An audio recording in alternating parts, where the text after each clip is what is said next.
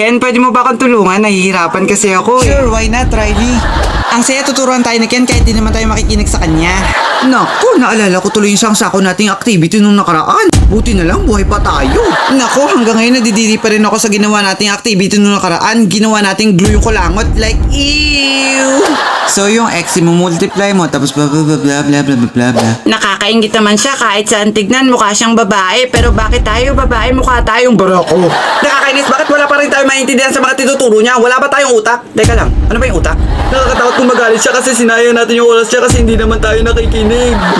Nakakalungkot, tinuturuan niya nga tayo, hindi naman natin maintindihan. Ano gagawin natin para maintindihan natin yung tinuturo niya? Baka pagtawanan niya tayo at sabihin niya wala tayong utak. Nakakayamang sabihin pero wala tayong pag-asa maintindihan yung mga tinuturo niya. Nakaka-boring naman kasi siyang pakinggan para siyang alien. Hindi ko siya maintindihan. Oh, naintindihan mo ba yung tinuro ko? Oo naman. O sige nga, isolve mo to. Ano?